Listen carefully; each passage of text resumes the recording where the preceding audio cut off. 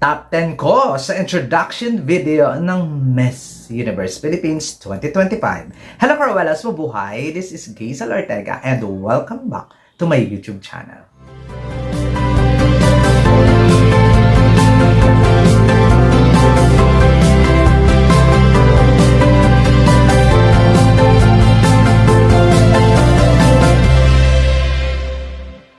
Hello! Kamusta po kayong lahat? Good morning, good afternoon, good evening. Anong mga oras kayo nanonood sa akin ngayon? Maraming pong salamat. Sa mga bago ko dyan subscriber, returning viewers, thank you so much sa suporta. Sa mga hindi pa po dyan nakasubscribe, please subscribe my YouTube channel, Gazel Ortega, Cruella in Pageantry, and click the notification bell below para updated kayo when it comes na maglabas ako ng aking mga video. At syempre, sa tinagal-tagal nating nag-antay sa kanilang introduction video ngayon lang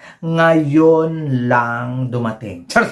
Ngayon lang ipinalabas sa Empire Philippines YouTube channel, isa-isa ang mga introduction video ng mga girls. Kung sino nga ba ang relatable, kung sino nga ba ang enjoyable panoorin, or kung sino nga ba ang magandang konsepto sa pagpapakilala sa sarili, at kung sino nga ba ang pleasing yung visual video sa mga mata at hindi nakakaloka, at meron kung sino ang masarap sa tenga ang mga boses. Yung iba kasi ang sakit sa tenga, tapos ang audio at saka background music ay mas malakas pa kaysa boses nila. Nakakaloka.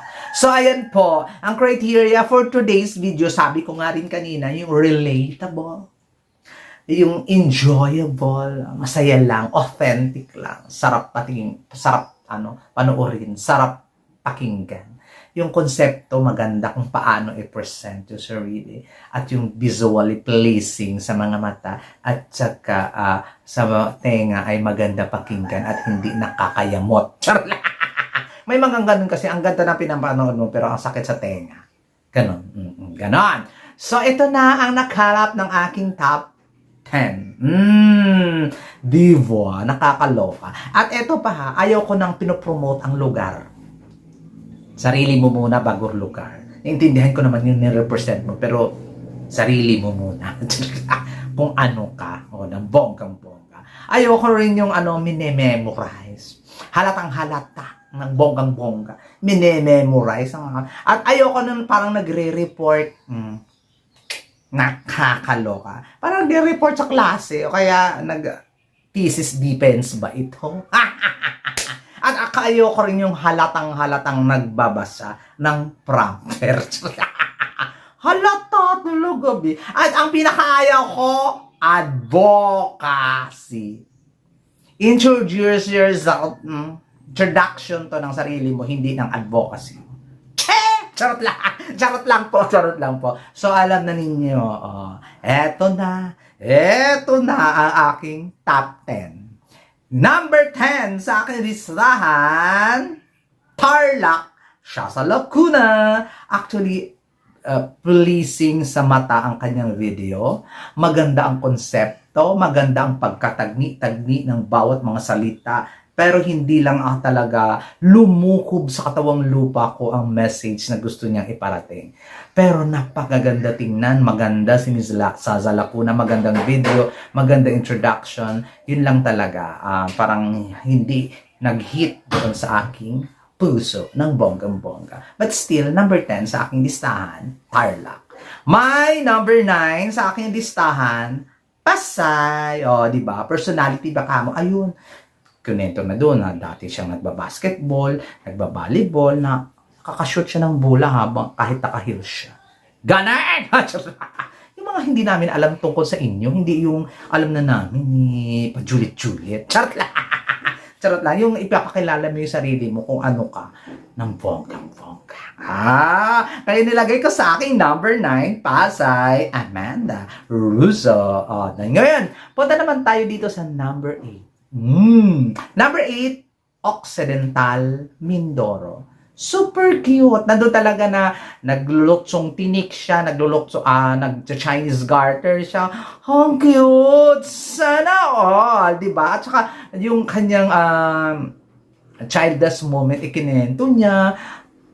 Galing. Galing. Ang ganda ng konsepto. Nakaka-enjoy tingnan. Relate na relate ako. Maganda sa paningin. Ang very, very, very, very, very beautiful, beautiful video. Si Occidental Mindoro at my number 8.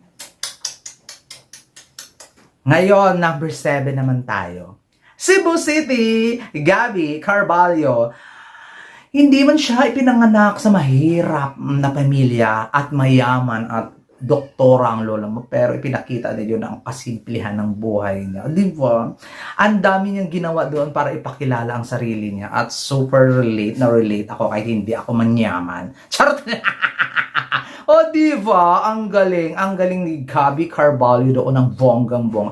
At pinakita niya sa atin na kahit na alta sosyudad siya, relatable siya. Ganon. Hoy, ganon.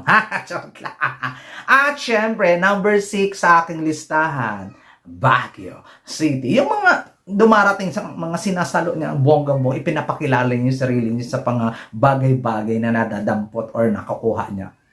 I love it! Amazing! I love it! Pasok sa banga ng bonggang-bongga, Baguio City. Ang sarap ang sarap niya pakinggan, ang sarap niya tingnan, enjoyable siya, may konsepto, yun na, relatable o kaya number 6 sa aking listahan, Baguio City, Gwendolyn Soriano.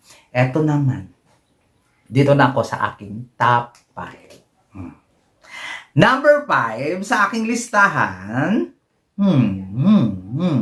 Batangas. Di ba? To be honest, ang kay Batangas, ang unique, ang konsepto sa pag-introduce niya sa kanyang sarili. Pinakita niya doon na hindi daw siya maganda, hindi kung pwede ba siya.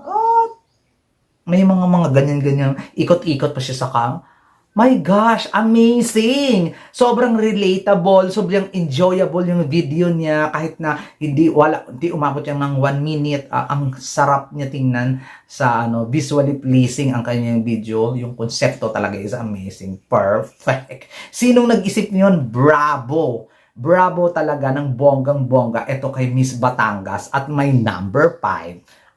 Amazing! Di ba? My number 4 sa aking listahan, Tacloban City. Wow! Sa lahat ng video na panood nyo, sa kanya ako nakarelate ng bonggang-bongga talaga. Yung naiiyak siya sa mga small thing na mga eksena. Basta, sa kanya talaga ako pinaka-narelate. Yung konsepto okay lang, visually pleasing, ang ganda-ganda. Nandun yung anak niya, nandun yung asawa niya. Kung baga hindi niya ipinagkait, hindi lang sarili niya ipinakita niya, kundi yung buong pamilya niya. Sana all, di ba? Sana ganun yung ginawa ng ibang girls, hindi yung parang kinahihiya ninyang may mga anak kayo at may mga asawa kayo. Feeling dalaga.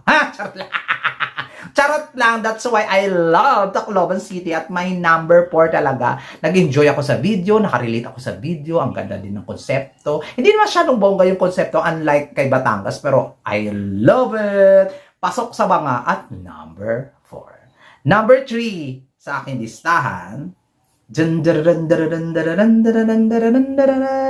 Oriental Mindoro Rachel Hoco.